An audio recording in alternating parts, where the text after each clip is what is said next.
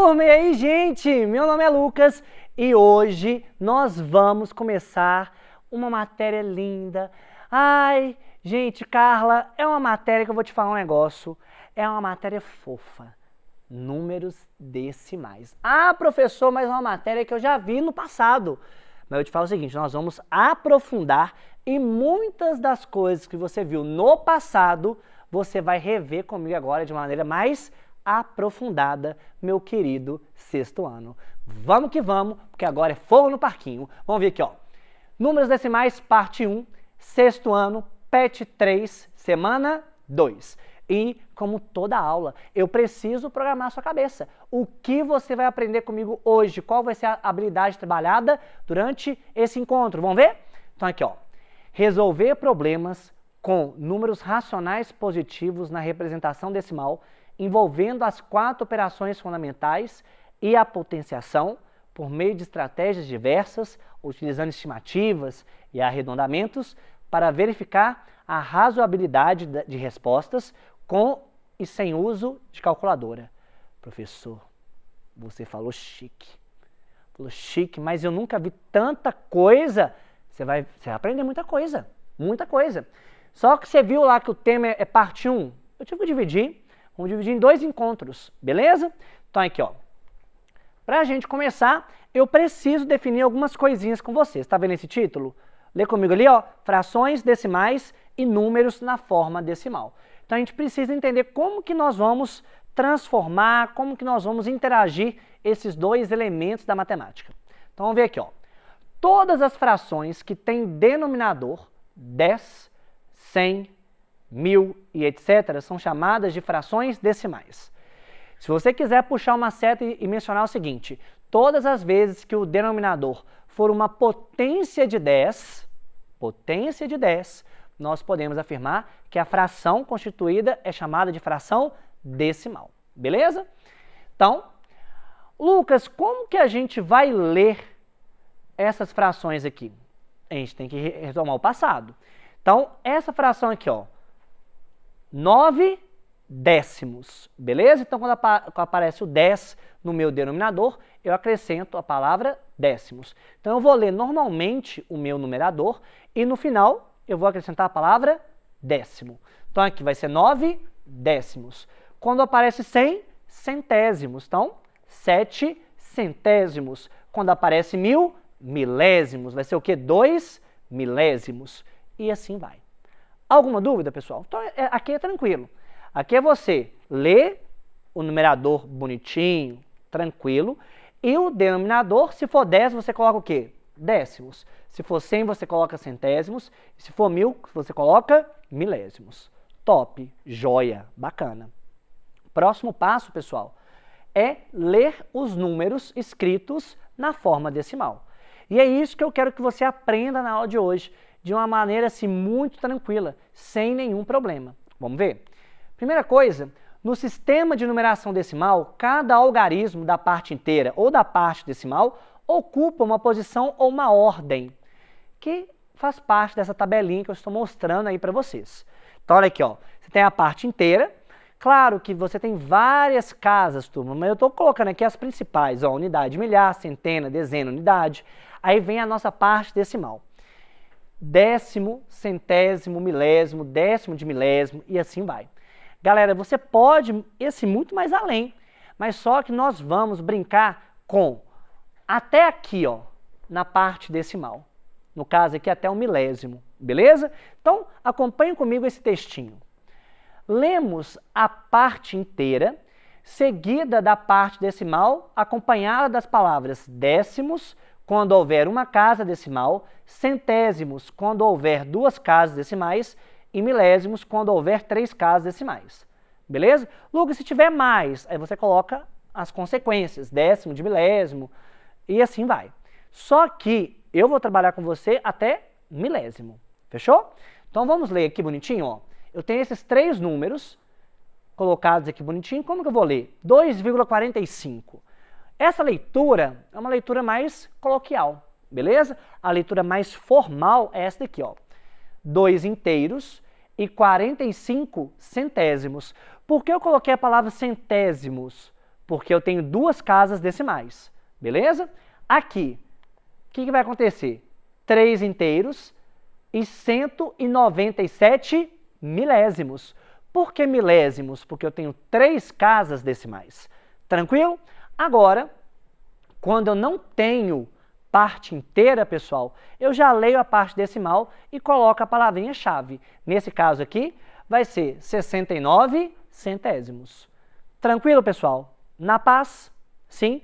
Então, por enquanto, a aula de hoje vai ser um pouco mais teórica. É uma aula que você precisa saber como ler, reconhecer e trabalhar com algumas transformações. Bacana. Agora, vamos entender o que é o décimo, o centésimo e o milésimo, para a gente desenvolver mais um pouquinho? Então, isso aqui você já sabe. Vou repetir de novo. Todas as frações que têm como denominador 10, 100 e 1000 são chamadas de frações decimais. Só que agora eu quero te mostrar uma figura para ilustrar essa matéria. E a figura melhor possível é o cubo dividido em 1000 partes. 1000 partes?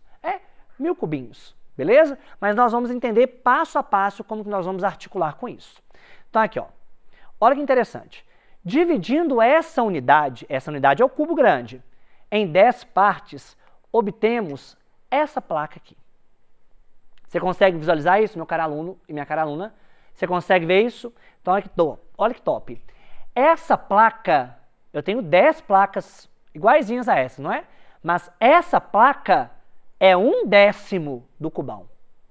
Ah, professor, 1/10? 1/10 do cubão. Ah, vamos ver? Dividindo essa unidade, ou seja, o cubo grande, em 100 partes, obtemos a placa. A placa não, perdão, a barra. Ah, professor, essa barrinha então. Peraí, então você está me falando o seguinte. Se eu pego o cubão e dividir em 100 partes, né? Eu estou falando partes iguais, tá? Com as mesmas dimensões, bonitinhas. Eu vou ter isso aqui? Vai.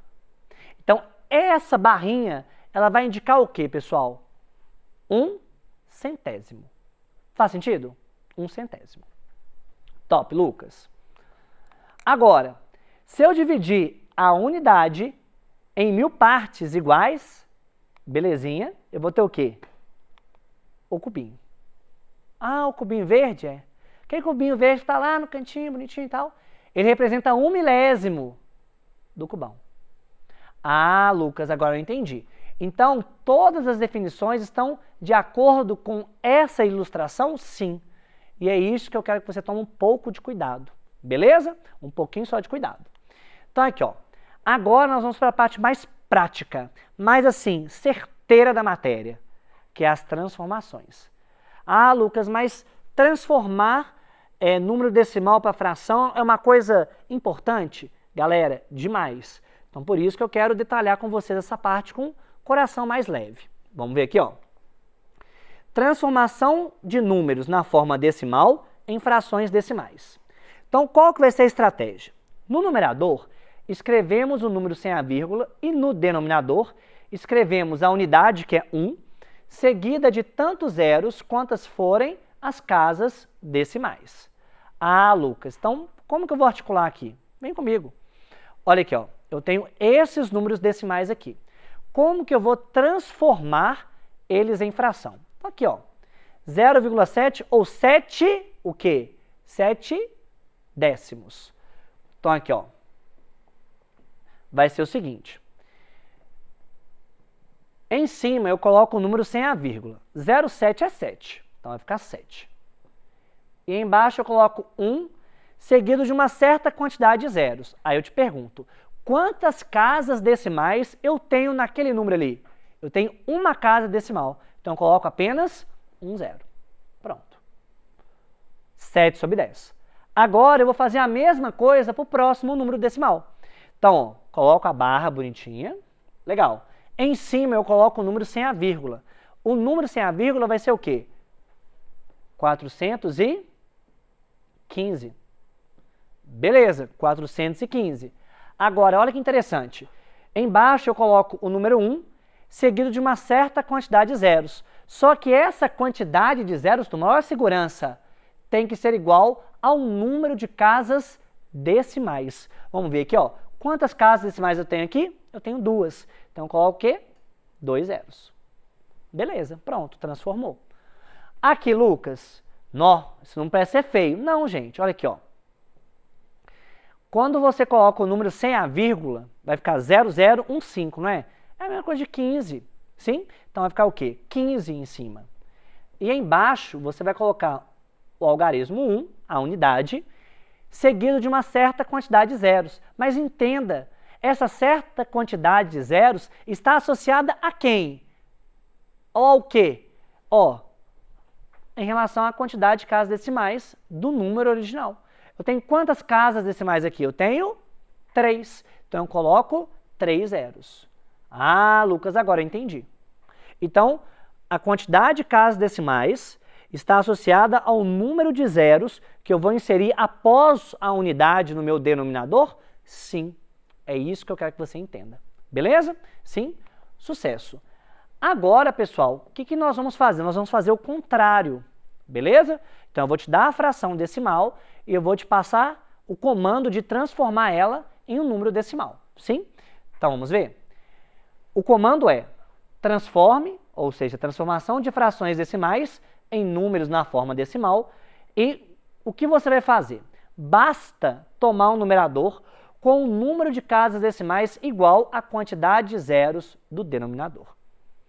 Ô, Lucas, tem hora que você escreve, né, no slide e tal, e é para eu anotar? Sim, porque esses trechos da própria matéria, quando você lê uma vez, lê 2, lê 3, você já vai aperfeiçoando o seu raciocínio. Tá bom, turma? Então, vamos ver aqui, ó. Então, eu tenho essas frações decimais. Então, como que eu vou transformar a primeira em número decimal? Então, esse 10 aqui está indicando que o resultado vai ter uma casa decimal. Então, o resultado você vai pegar a parte de cima, o numerador, e colocar com uma casa decimal apenas. Então, 1,4. Se você quiser entender de maneira mais prática, dividir por 10, turma, é deslocar a vírgula uma casa para a esquerda. É como se a vírgula do 14 estivesse aqui. Dividir por 10 é andar para onde? Para a esquerda, uma casa. Então, vira o quê? 1,4. Ah, bem mais fácil, Lucas. Bem mais fácil.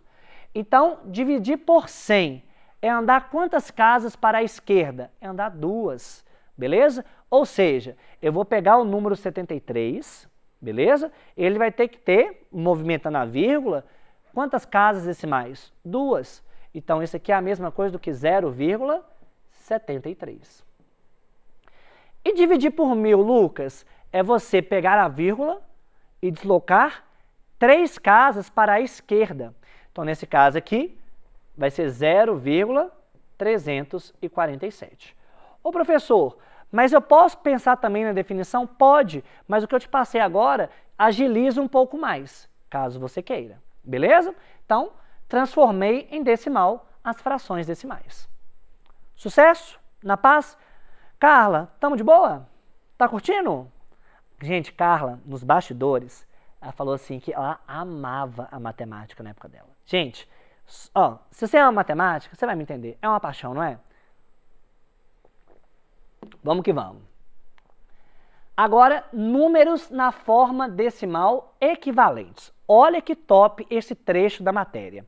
Então, para a gente entender um pouquinho mais, vamos ressuscitar o significado de números equivalentes. Olha a definição.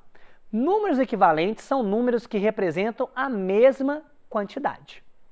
Então, esse desenho, ele é lindo e extremamente didático.